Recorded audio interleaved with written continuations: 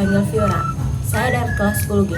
Pada video kali ini, saya akan membahas tentang 4 teori atau 4 pemikiran Antonio Gramsci.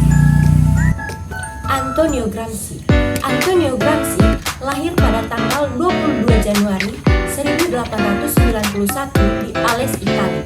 Pada tahun 1908, Gramsci mulai mempelajari pemikiran radikal Marx. Ia memperoleh beasiswa untuk belajar di Fakultas Sastra Universitas Turin pada tahun 1911. Beasiswa ini merupakan beasiswa khusus bagi rakyat miskin di Kerajaan Sardinia di Provinsi Sardinia. Antonio Gramsci adalah seorang filsuf Italia, penulis dan teoretikus politik.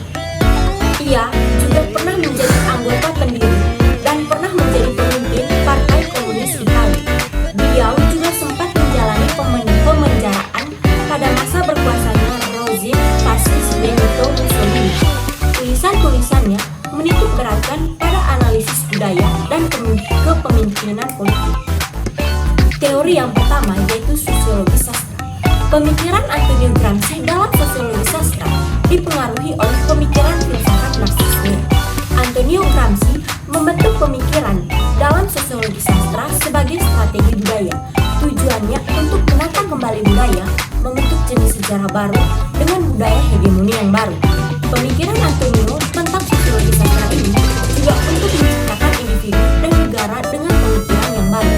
Beliau menilai bahwa seni sastra memiliki kemampuan untuk mendapatkan perhatian, memberikan motivasi, dan kemudian mempengaruhi perasaan pembaca.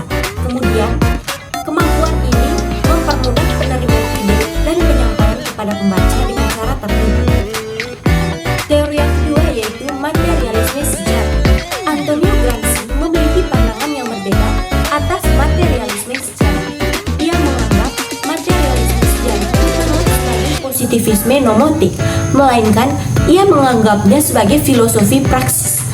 Materialisme sejarah menurut Antonio memandang dunia sosial dibentuk oleh praktik manusia dan menolak determinisme struktur. Antonio Gramsci berpendapat bahwa ekonomi merupakan hasil turunan dari determinan politik. Ekonomi juga menjadi bidang politik yang memungkinkan penerapan aturan hegemoni. Di saat yang bersamaan, ekonomi membatasi dirinya dalam parameter sejarah. Pandangan Antonio ini kemudian memperluas ruang lingkup praktik ekonomi menjadi ideologi. Hegemoni.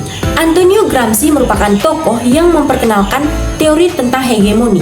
Teori ini merupakan bagian dari penerapan analisis Karl Marxis pada masyarakat modern di Eropa. Antonio mengartikan hegemoni sebagai suatu kondisi kepemimpinan oleh kelas yang berkuasa secara moral dan intelektual dengan dilandasi oleh ideologi.